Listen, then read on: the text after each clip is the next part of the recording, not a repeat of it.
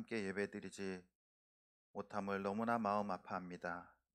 그러나 각각 인터넷으로 온라인으로 그리고 현장에서 함께 예배하는 모든 가정들과 심령들 가운데 하나님의 동일한 은혜로 채워 주시옵소서. 온 나라가 정말로 질병으로 인해서 오랫동안 힘들어하고 있습니다. 주님의 능력으로 한 영혼 한 영혼을 보호하여 주시고 구원하여 주시옵소서. 두려워하지 않게 하여 주시고 주님의 평안이 그들 가운데 임하게 하여 주시옵소서. 그래서 주님을 떠났던 자들이 돌아오게 하여 주시고 주님을 멸시했던 자들이 회개케 하여 주시옵소서. 또한 이 땅의 헛된 우상들과 이단들이 무너지게 하여 주시옵소서. 하루빨리 질병이 사라지게 하여 주시고 이 나라가 정상화될 수 있도록 주님 인도하여 주시옵소서. 이 시간 주의 말씀 앞에 섰습니다. 주의 말씀이 선포될 때 우리의 심령과 영혼 가운데 결단케 하여 주시옵소서. 그 말씀을 붙들고 이겨나가게 하여 주시고 하나님의 마음을 깨닫는 시간이 되게 하여 주시옵소서. 우리의 영과 몸과 마음이 회복되는 복된 시간이 되게 하여 주시옵소서. 성령 하나님께서 모든 말씀과 찬양과 기도, 우리의 호흡까지도 주관하여 주시옵소서. 이 모든 말씀 살아계신 우리 주 예수 그리스도의 이름으로 기도드렸습니다. 아멘.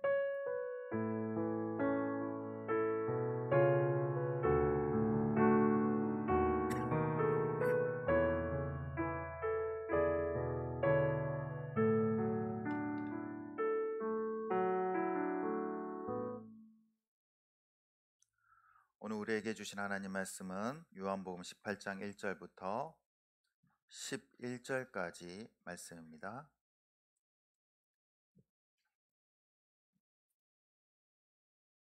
요한복음 18장 1절부터 11절까지 말씀입니다. 우리 한 절씩 교독하시겠습니다. 예수께서 이 말씀을 하시고 제자들과 함께 기드론 시내 건너편으로 나가시니 그곳에 동산이 있는데 제자들과 함께 들어가시니라.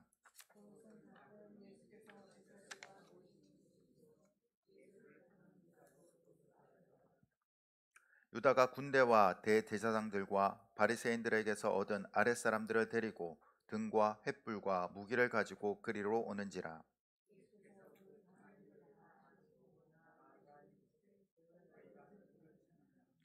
대답하되 나사렛 예수라 하거늘 이르시되 내가 그니라 하시니라. 그를 파는 유다도 그들과 함께 섰더라.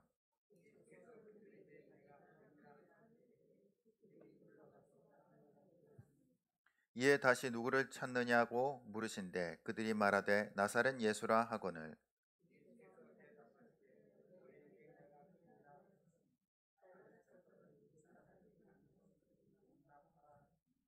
이는 아버지께서 내게 주신 자 중에서 하나도 잃지 아니하였사옵나이다 하신 말씀을 응하게 하려 함이러라.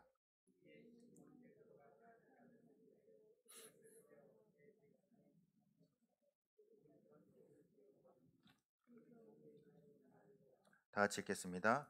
예수께서 베드로더러 이르시되 칼을 칼집에 꽂으라. 예수께서 네, 아멘. 교회 소식 알려드리겠습니다. 이 시간 함께 예배한 우리 모든 성도님들 주 안에서 사랑하고 축복합니다. 우리 사명 함께 읽도록 하겠습니다. 시작.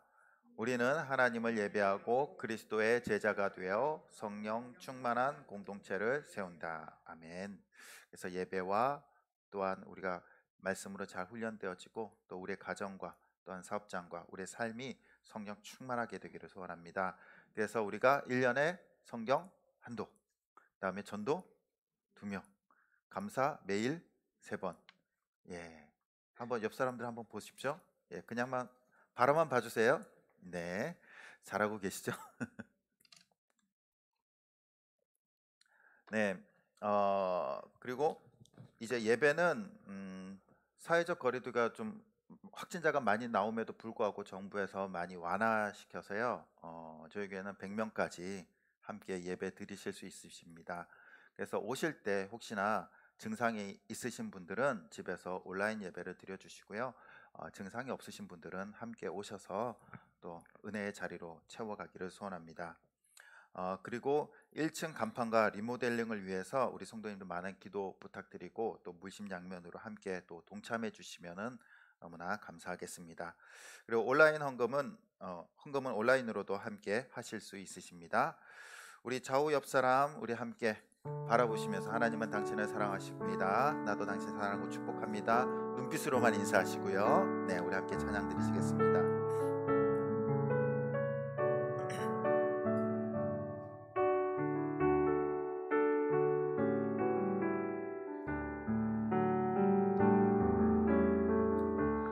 당신은 소중한 사람, 당신은 존귀한 사람, 이 세상에 하나뿐인 당신은 너무나도 소중한 사람. 그런 당신을 사랑해요. 그런 당신을 축복해요. 사랑받기에 합당한 당신을 주의 이름으로 사랑합니다. 아멘. 이 시간 우리 함께 온라인으로 그리고 현장에서 예배하는 우리 모든 성도님들 주 안에서 사랑하고 축복합니다. 이번 주에는 우리나라에 큰 일이 있었습니다. 대선이 있었죠. 다들 투표하셨을 겁니다. 이렇게 정치는요, 여야 이 후보들이 나와서 대선을 치르게 돼서 이제 대통령을 선출합니다. 이것이 어떤 논리입니까? 힘의 논리죠. 힘의 논리. 여당 사람이 힘이 센지 야당 사람이 힘이 센지 누구의 힘입니까? 국민들의 힘이죠. 국민들의 힘. 그 힘은 직선제를 통해서 대통령을 선출하는 국민에게서 나오는 힘입니다. 지난 금요일에 제가 몸이 좀 안 좋았어요. 막 열도 나고 기침도 나고 증상이 있어서 두려운 마음으로 병원에 갔습니다. 가면서 이거 걸리면은 우리 저기 부목사님한테 설교 맡겨야 되는데 어떡하지? 갔는데 다행히 음성 나왔고 그냥 단순한 감기 몸살이라고 하루 약 먹고 싹 나았어요. 예. 근데 그 병원에서 간호사도 그게 궁금한 모양이에요. 저한테 물어보더라고요. 이번에 누구 찍으셨습니까? 찍으신 사람 되셨습니까? 물어보더라고요. 그래서 그건 비밀입니다라고 말했습니다. 이번 대선은 너무나도 이 초박빙이었죠. 그래서 뭐 밤잠을 설친 분들도 계실 겁니다. 예. 역대 최소 차이로 야당 후보가 당선이 되었습니다. 그래서 한쪽에서는 또 환호성을 지른 사람들도 있고 또 한쪽에서는 걱정스러운 미래를 걱정하는 분들도 계실 겁니다. 48%는 환호성을 질렀을 테고 47%는 걱정하셨을 거예요.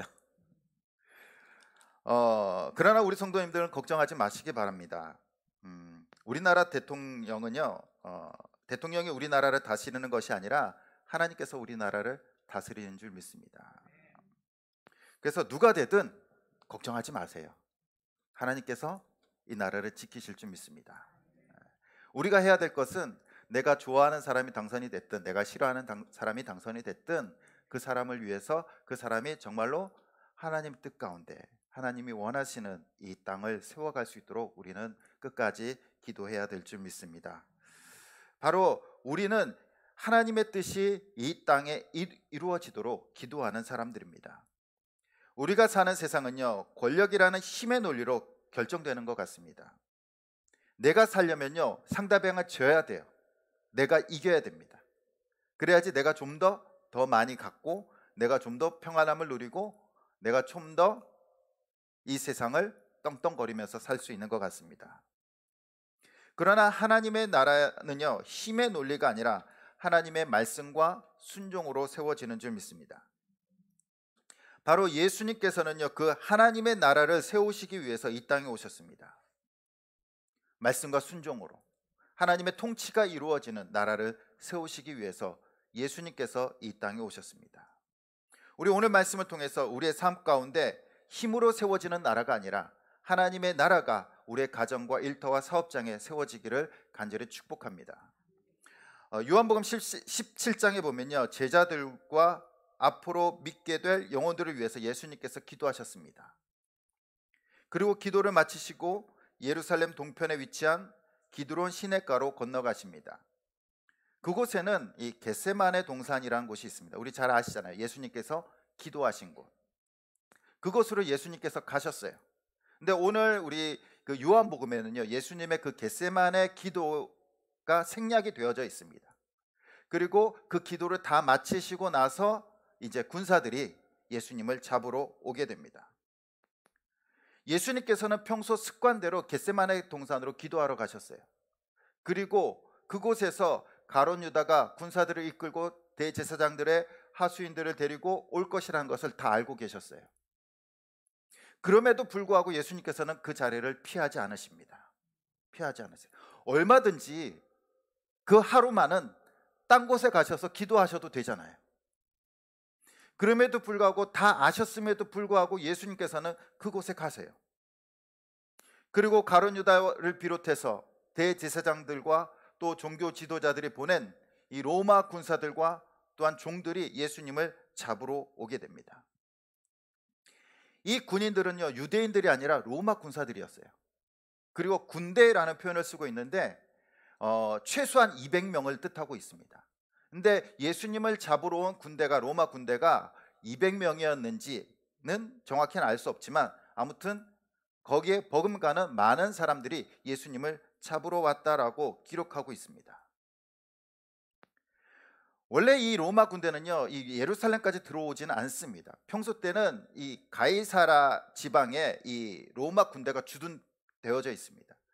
그런데 특별히 예루살렘의 그 6월절이 되는 그 기간 중에는요, 로마 군대가 이 예루살렘 안쪽으로 안토니오 요새까지 들어와 있어요. 부대가 들어와서 그곳을 점령하고 있습니다. 그 이유는 뭐냐면은 그 유대인들이 너무나 많이 이 6월절에 모이다 보니까 그들을 이제 보호하고 치안을 담당하기 위해서 군대가 들어와 있습니다. 또한 한편으로는 이 6월절에 수많은 사람들이, 수백만의 사람들이 모여들면은 어떻습니까? 사람들이 막 흥분해서 반란을 일으키고 또한 반역을 꾀할 수 있습니다. 그래서 그것을 차단하기 위해서, 또한 반란이 일어나면은 재빨리 제압하기 위해서 로마 군대들이 이제 6월절 기간 중에는 예루살렘까지 다 진입해져 있습니다. 그런데 그 치안을 담당해야 되는 이 로마 군대가 대제사장들의 하수인들과 가룟 유다와 함께 예수님을 잡으러 온 거예요. 왜 잡으러 왔을까요? 당시 예수님은 많은 사람들로부터 인지도가 높았어요. 인기가 많았다는 겁니다. 차세대 지도자, 왕으로서 추앙되는 예수님이었습니다. 근데 만약에 예수님이 잡혔다라는 소식을 듣게 되면은 유대에서 어떤 일이 일어날까요? 반란이 일어날 수 있다라는 생각을 갖고 로마 군사들까지 동원해서 예수님을 잡으러 오게 됩니다. 그것을 보아서 이 유대 종교 지도자들과 로마와의 긴밀한 이 어떤 보이지 않는 이런 관계가 맺어졌음을 알 수 있습니다. 그렇지 않고는 로마 군대가 움직일 수 없잖아요. 그들은 예수님을 잡기 위해서 군대를 동원해서 가룟 유다를 앞세워서 예수님을 잡으러 오게 됩니다. 대제사장들과 바리새인들이 보낸 사람들이 군대를 데리고 예수님을 마치 흉악범을 잡는 것처럼, 반역자를 잡는 것처럼 잡으러 왔어요. 그러나 예수님은 그들의 무력에도 결코 긴장하거나 위축되지 않으셨습니다. 4절 후반절에 보면은 당당하게 이렇게 말씀하십니다. 나아가 이르시되 너희가 누구를 찾느냐? 자신을 잡으러 온 그러한 군대를 향해서 너희가 누구를 찾느냐라고 물으십니다. 그때 나사렛 예수를 찾는다라고 말했을 때 예수님께서 뭐라고 말씀하십니까? 5절에 보면은 내가 그다. 너희가 찾는 나사렛 예수가 나다라고 당당하게 말씀하십니다. 그때 보니까 그 예수님의 그 당당하신 모습을 통해서, 그 권위적인 모습을 통해서 이 군대가 그 자리에서 엎드려지고 맙니다. 죄인을 잡으러 왔다라고 생각을 했는데 죄인의 모습이 아니에요. 로마 군대가 왔으면 죄인은 어떻게 됩니까? 도망가야 되잖아요. 도망가야 되잖아요. 숨어야 되잖아요. 그런데 그럼에도 불구하고 예수님께서는 너희가 찾는, 너희가 잡으러 온 그 예수가 나다라고 당당하게 자신을 밝히십니다. 그 권위적인 모습에 이 로마 군대가 잡으러 온 사람들이 엎드려지고 무릎 꿇고 맙니다. 이 모습을 보면서 요즘 우리 시대의 그리스도인들을 한번 생각해 보게 되었습니다. 오늘날 그리스도인들은 너무나 연약하지 않습니까? 조금만 힘들어도, 조금만 귀찮아도 쉽게 포기해버리거나 우리의 삶을 회피하지는 않습니까? 신앙도 마찬가지입니다. 어떻게 하면 편하게 신앙생활 할까? 어떻게 하면 편하게 예배드리고 교회 다닐까? 그래서 많은 사람들이 편한 교회를 찾아가지는 않습니까? 조금만 부담되고 조금만 힘들어도 쉽게 떠나버립니다. 조금만 고생스럽게 여겨져도 자신이 지켜야 할 자리를 지키지 않습니다. 도망가 버린다는 겁니다. 심지어 우리 말씀을 배우고 또 공부도 합시고 그리고 또 훈련도 받읍시다 그러면요, 됐습니다. 목사님 그냥 기도만 해주세요. 기도만 해주세요. 성경 공부하는 거, 말씀 훈련 받는 거, 저희 삶에 너무나 힘들어요. 힘들어. 그런데 정말로 삶이 힘들고 삶이 어려우면은 우리는 말씀을 붙들어야 되고 기도를 붙들어야 되잖아요. 그럼에도 불구하고 힘들다는 이유로 말씀을 놓아버리는 거예요. 신앙을 놓아버리고 기도를 놓아버린다는 겁니다. 이것이 오늘날 그리스도인들의 모습이 아닙니까? 참된 그리스도인이라면 어려움일수록, 고난이 있을수록 더욱 말씀을 붙들고 기도를 붙들고 당당하게 앞서 나가야 될 줄 믿습니다. 고생과 역경을 무릅쓰고 그 모든 것을 견뎌낼 각오로 세상을 향해서 외칠 수 있어야 됩니다. 내가 그리스도인이다. 내가 하나님의 자녀다. 내가 하나님의 백성이다. 그러한 당당함이 있어야 되지 않을까요? 예수님께서 자신을 잡으러 온 군사들에게 너희가 잡으러 온 그 사람이 바로 나라라고 당당하게 얘기했을 때 그들은 엎드려지고 말았습니다. 우리에게 세상을 향한 당당한 믿음이 있기를 소원합니다. 무엇이 두려우십니까?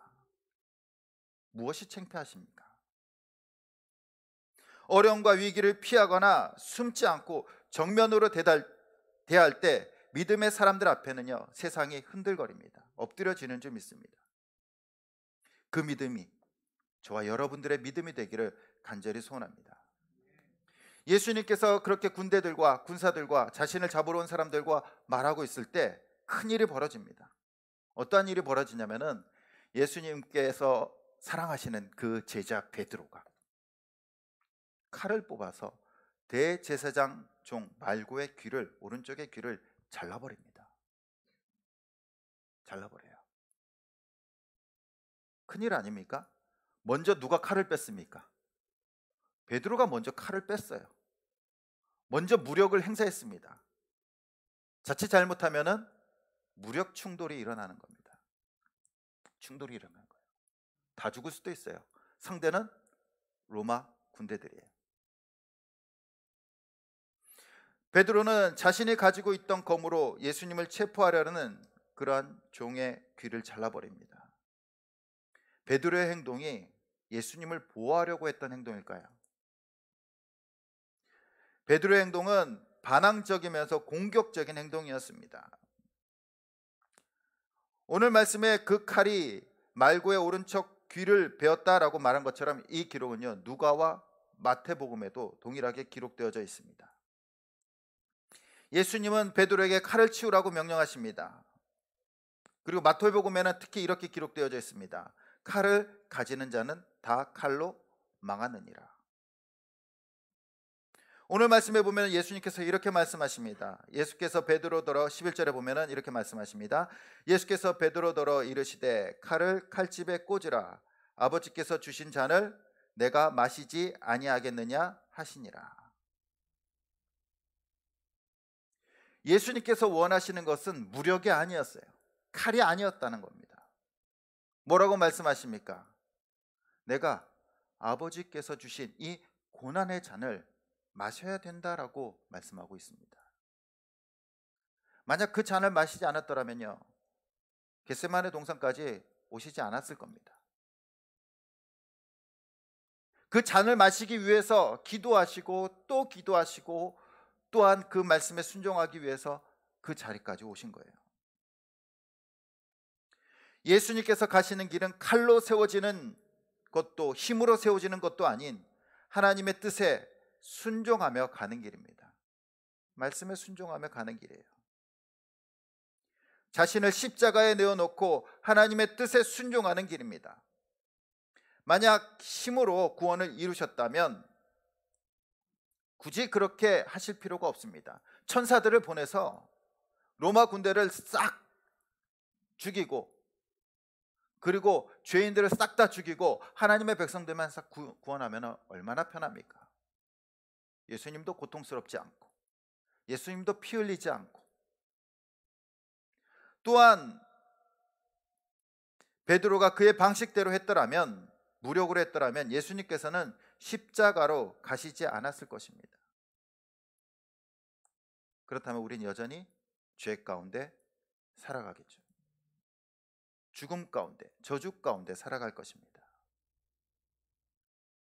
그러나 예수님께서는요, 칼로, 무력으로, 자신의 능력으로 세상을 이기지 않으셨어요.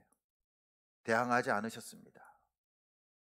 그 길이 하나님께서 주신 길이기에, 그 십자가가 하나님께서 주신 사명이기에 주님께서는 당당하게 그 길을 걸어가시고 순종하신 줄 믿습니다. 우리는 때때로 예수님을 위한다고 하면서 내 생각대로 해결하라고 합니다. 그것은 힘과 자신만의 방법으로 해결하려고 하는 모습입니다. 베드로가 예수님을 지키려는 마음에 행동한 것 같지만 그것은 예수님께서 원하신 것이 아니었어요. 예수님께서 그들을 데리고 3년 동안 가르치시고 하나님의 말씀을 전하시고 자신이 앞으로 어떻게 할 것인지, 어떻게 하나님의 나라를 만들어가고 구원을 이룰 것인지 말씀하셨지만 그들은 전혀 알지 못했고 깨닫지 못했습니다. 여전히 그들의 힘과 여전히 그들의 능력을 과시하려고 했어요. 예수님께서 왕이 되시면 그들은 어떻게든지 권력을 잡으려고 했다는 겁니다. 힘으로. 예수님의 능력을 빌려서 자신들의 생각과 자신들의 방법으로 살아가려고 했던 자들이었습니다. 우리는 가끔 착각할 때가 있습니다. 마음의 동기가 순수하면 결과가 나빠도 괜찮다 라는 겁니다. 마음의 동기가 순수하면 결과는 나빠도 괜찮을까요?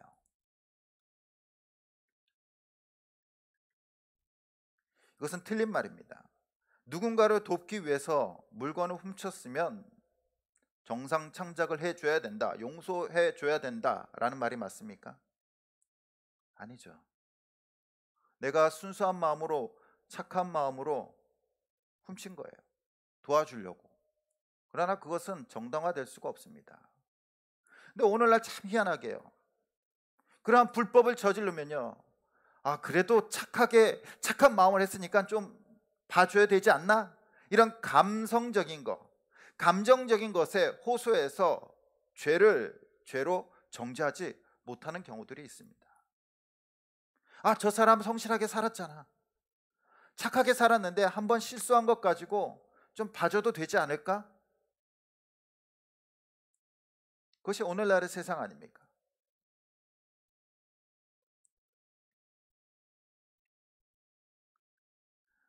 우리는 신앙생활 하면서도 마찬가지입니다. 하나님의 나라를 위해서라면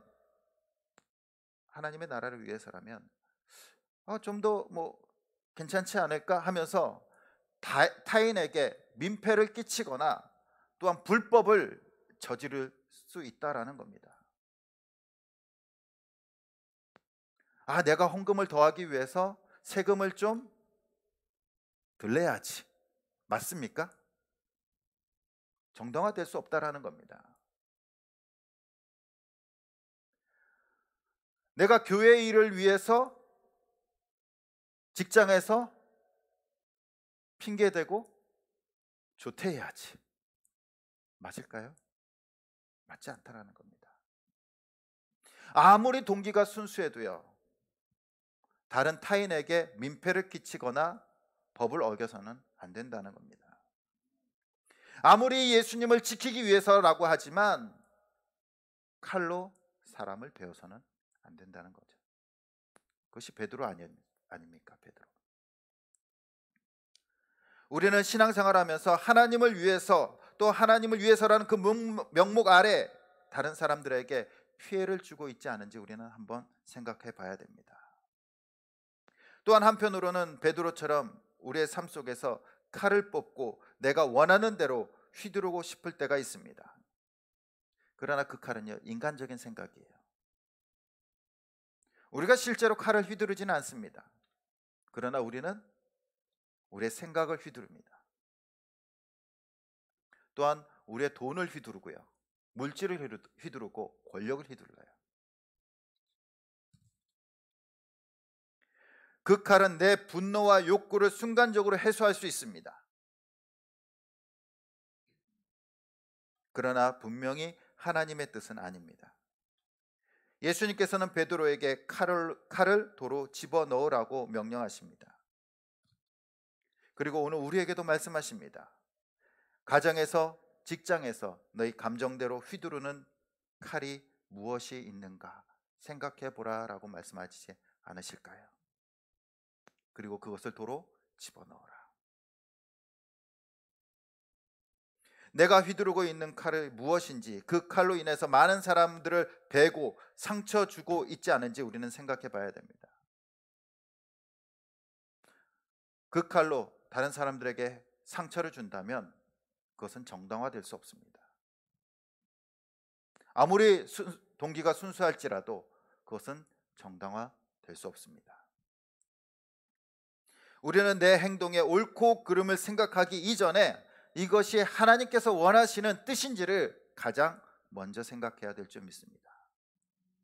아무리 내 생각이 옳더라도 하나님의 관점에서 아니다 싶으면요, 멈춰야 됩니다. 멈춰야 돼요. 이번 주 저녁 때 쉬고 있는데 남자아이들이요, 별일도 아닌데 싸웠어요. 막 치고받고 싸운 건 아니고 이제 형이랑 동생이니까 야 거리면서 소리 지르면서 싸운 거예요. 그러니까 제가 딱 듣고 있는데 저도 이게 우리가 배운 게 있잖아요. 어른들 앞에서는 소리 지르면 안 된다. 그렇잖아요. 그래서 저도 이놈의 새끼들, 누가 소리를 질러? 그러면서 화를 냈어요. 그러고 나니까 제 아내가 조용히 저한테 와서 얘기합니다. 여보, 당신 목소리가 제일 커.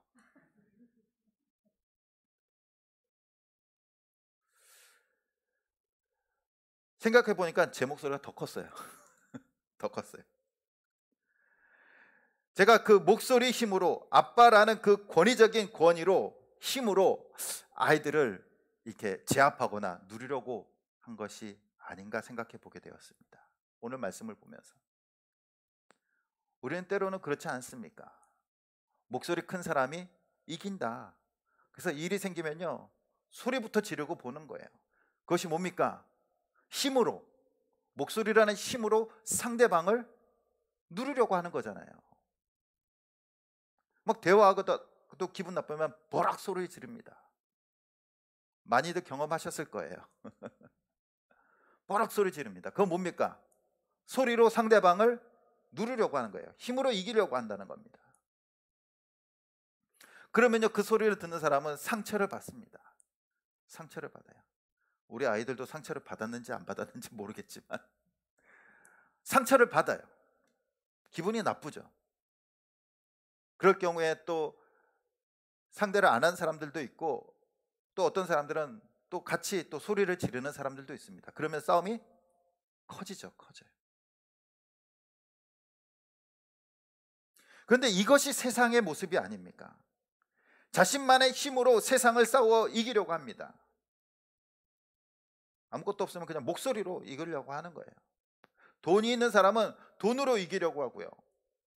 권력이 있는 사람은 권력으로 이기려고 합니다. 또한 지식이 있는 사람은요, 논리적으로, 지식으로 상대방을 깔보고 이기려고 해요.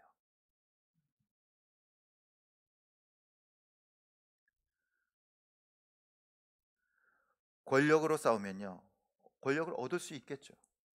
돈으로 싸우면 돈을 얻을 수도 있습니다. 그런데 그것을 얻고 나면요, 끝일까요? 또한 그것을 지키기 위해서 계속해서 싸워야 돼요. 계속해서 싸워야 돼요. 이것이 세상의 모습이 아닙니까? 우리는 세상의 힘이나 칼, 권력으로 싸우는 사람이 아닙니다. 하나님의 나라가 칼로 세워집니까? 하나님의 나라가 권력으로 세워집니까?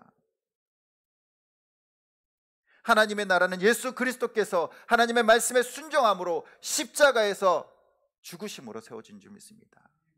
순종과 희생으로 세워지는 것이 하나님의 나라예요. 사랑하는 우리 성도님들, 우리의 가정과 직장과 일터가 세상의 칼로 세워지는 그러한 곳이 되길 원하십니까? 아니면은 하나님의 나라가 되기를 원하십니까? 우리의 가정이, 우리의 직장이 어떤 나라가 되기를 원하십니까? 칼로 일어선 자는 칼로 망합니다. 돈으로 일어선 자는 돈으로 망합니다. 그러나 하나님의 말씀에 순종으로 세워진 자는 하나님의 나라를 만들어가게 되는 줄 믿습니다. 저와 여러분들의 그 가정과 일터가 하나님의 나라, 말씀으로 순종으로 세워지기를 간절히 축복합니다. 예수님께서는 자신의 몸을 위해서 이 땅에서 사역하지 않으셨습니다. 안전한 곳에 피하려고 했으면 충분히 피하실 수도 있었습니다. 그러나 예수님께서는 자신의 몸과 자신의 힘과 권력을 위해서, 자신을 위해서 사역한 것이 아니기 때문에 오직 하나님의 말씀에 순종함으로 당당하게 십자가의 길을 걸어가십니다.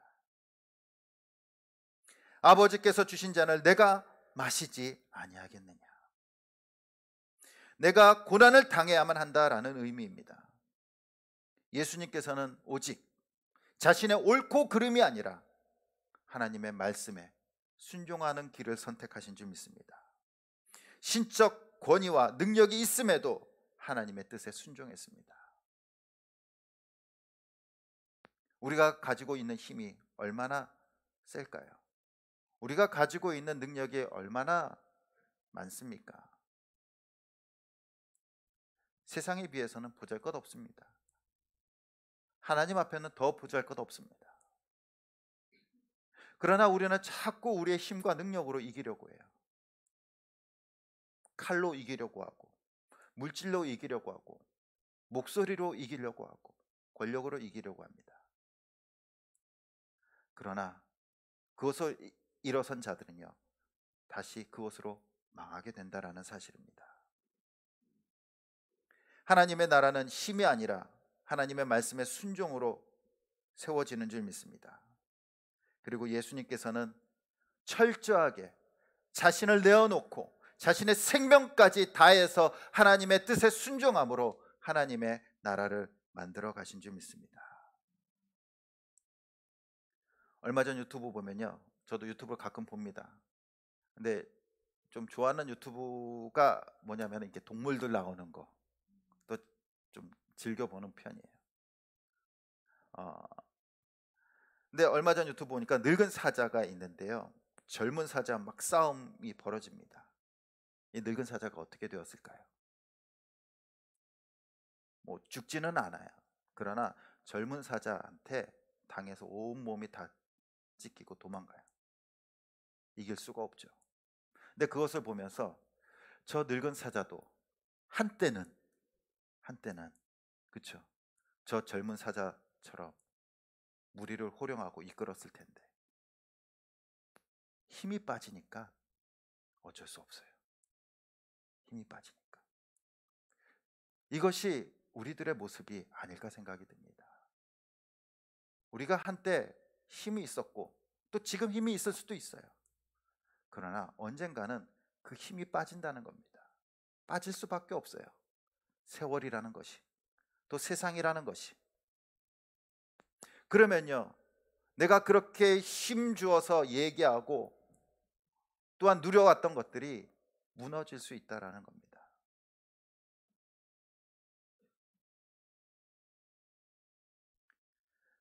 살아가는 사람들은 힘이 빠지면 죽게 됩니다. 세상은 힘으로 정복하고 힘의 논리로 움직이는 겁니다. 그러나 칼로 일어선 자는 칼로 망할 수밖에 없습니다. 하나님의 나라는 칼이나 힘으로 세워지지 않습니다. 오직 하나님의 말씀에 순종할 때 세워지는 나라입니다. 말씀에 순종한다는 의미가 무엇입니까? 하나님께서 그곳을 다스리신다라는 의미입니다. 하나님의 통치에 내가 굴복한다라는 의미예요. 우리의 가정이 하나님의 나라가 되길 소원합니다. 우리가 말씀에 순종할 때 하나님의 통치가 우리의 가정 가운데, 우리의 직장 가운데, 사업장 가운데 임할 때 그곳은요, 힘의 논리가 아니라 하나님께서 다스려 주시고 하나님께서 인도하시고 하나님께서 지켜주시는 하나님의 나라가 될 줄 믿습니다. 우리의 인생이 더 이상 세상의 칼이 아니라 하나님의 말씀에 순종함으로써 우리의 삶의 인생이, 삶의 모든 영역이 하나님께서 다스려 주시는 하나님의 나라, 그리고 하나님의 나라 안에서 살아갈 수 있는 저와 여러분들이 되시길 간절히 주님의 이름으로 축원드립니다. 이 시간 우리 함께 찬양하시면서 기도하시겠습니다. 주님 말씀하시며 우리 함께 찬양하시겠습니다.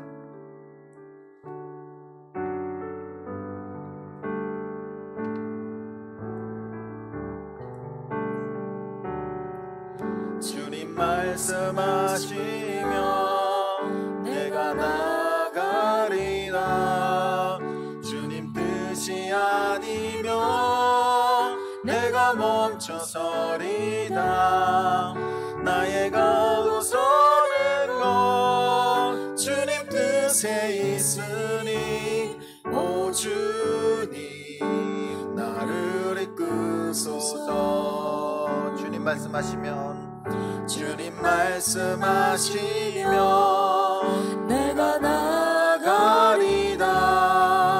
주님 뜻이 아니면 내가 멈춰서리다.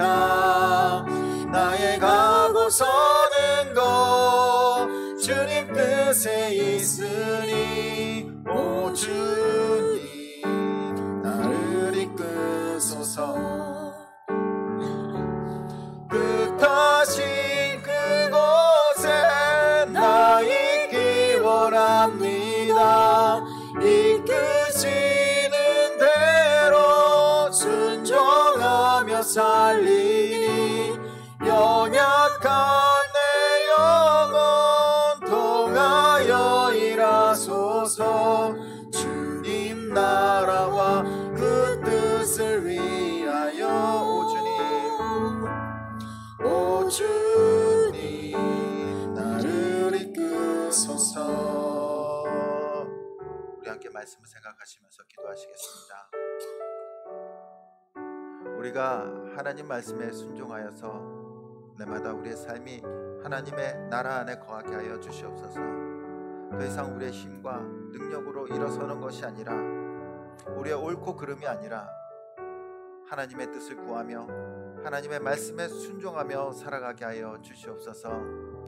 또한 우리가 말씀 가운데 전도하며 감사하며 우리의 삶과 또한 직장과 사업장이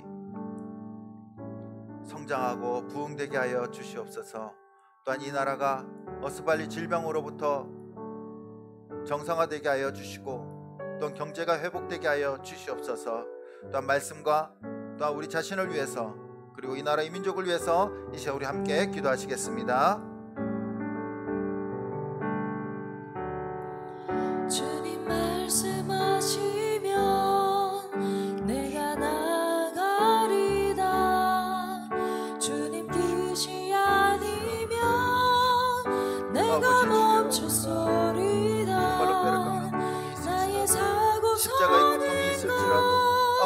말씀에 순종하며 나아가게 하여 주시옵소서.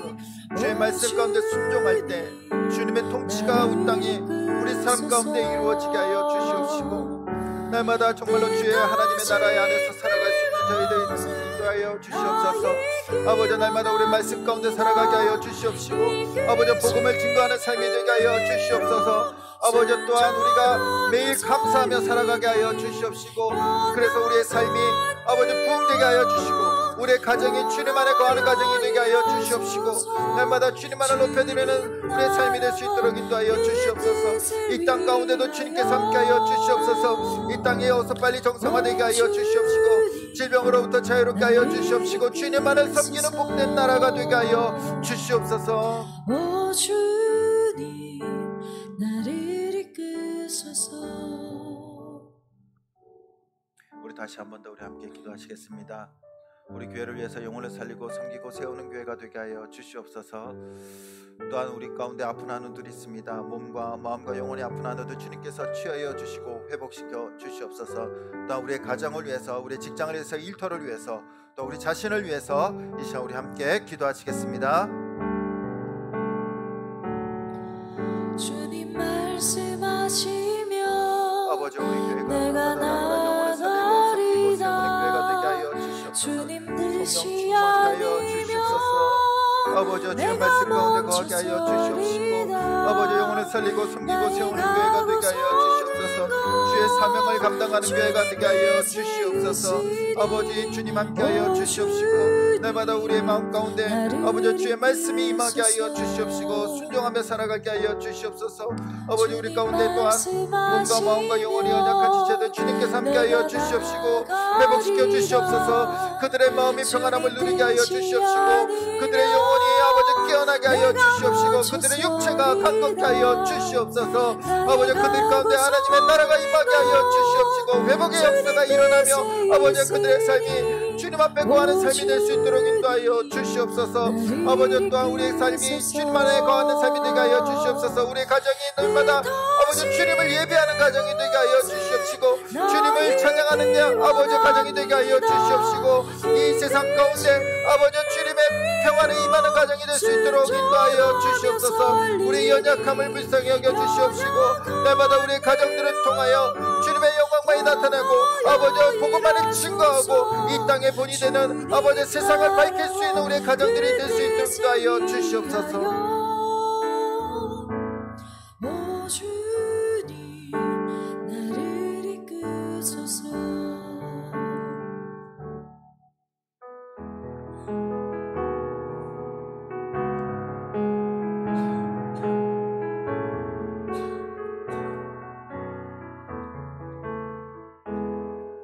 주 선한 능력으로 안으시네.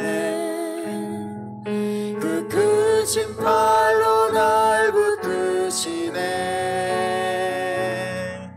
절망 속에도 흔들리지 않고 사랑하는 주 얼굴 구하리. 선한 능력으로 일어서리. 선한 능력으로 일어서리. 주만을 지어리. 믿음으로 우리 고대 안에 주 오신 그날 영광의 새날을 맞이하리. 이전의 괴로움 날 애워싸고 고난의 길을 걷는다 해도 주님께 모두 맡긴 우리 영혼 끝내 승리의 날을 맞으리. 선한 능력으로 일어서리. 주만을 지어리. 믿음으로 우리 고대한에 주 오실 그날 영광의 새날을 맞이하리. 주님이 마신 고난에 쓴 잔을 우리도 감사하며 받으리. 주님의 남은 고난 채워가며 예수와 복음 위에 살리라. 선한 능력으로 일어서리. 선한 능력으로 일어서리. 주만을 지하리 믿음으로. 우리 고대 안에 주 오실 그 승리의 새날을 맞이하리. 승리의 새날을 맞이하리. 아멘. 한 주간도 예수 그리스도와 함께 승리하는 새날이 되길 축복합니다. 기도하시겠습니다. 하나님 아버지, 감사드립니다. 이 어지러운 세상 가운데 우리를 구원하여 주시고 하나님의 자녀로 삼아 주심을 감사드립니다. 그러나 아직도 우리의 혈기와 또한 우리의 능력과 또한 우리의 칼과 힘으로 세상을 살아가려고 합니다. 주님, 우리의 어리석음을 용서하여 주시고 날마다 우리가 주의 말씀에 순종하며 살아가게 하여 주시옵소서. 그 말씀에 순종할 때 뼈를 깎는 고통이 있고 또한 아픔이 있을지라도 주님께서 말씀하셨기에 순종하며 살아가게 하여 주시옵시고, 순종할 때 주님의 나라가, 주님의 통치가 우리의 삶 가운데 임하게 하여 주시옵소서. 주님께서 다스려 주시고 인도하시는 우리의 삶이 되게 하여 주시옵소서. 이 시간 값진 예물을 주님 앞에 드립니다. 우리의 인생의 주인이 하나님 되심을 고백하며 예물 드려오니 기쁘게 받아 주시옵소서. 11조 드린 손길에는 날마다 11조가 배가 되는 복을 누리게 하여 주시옵소서. 감사로 드린 손길에는 항상 그 기쁨과 감사가 넘치는 삶이 되게 하여 주시옵소서. 또한 여러 가지 목적 헌금으로 주님 앞에 드린 손길이 있습니다. 그의 삶이 하나님의 뜻을 이루어드리는 복된 삶이 되게 하여 주시고 늘 하나님의 기쁨이 되게 하여 주시옵소서. 우리의 모든 가정과 자녀들, 직장과 사업장에 오직 예수 그리스도께서 주인이 되어 주시옵소서. 질병으로부터 자유롭게 하여 주시옵시고 시험에 들지 않게 하여 주시옵소서. 감사와 찬양이 넘치는 삶이 되게 하여 주시옵소서. 모든 영광을 주님 앞에 올려드리오며 살아계신 우리 주 예수 그리스도의 이름으로 기도드렸습니다. 아멘. 지금은 우리 주 예수 그리스도의 은혜와 하나님 아버지의 그 크신 사랑하심과 성령 하나님의 내주 교통하심이 이 시간 함께 예배하는 모든 성도님들과 가정과 직장과 사업장과 교회 위에, 그리고 이 나라와 이 민족 위에 지금으로부터 영원까지 함께 있을지어다. 아멘.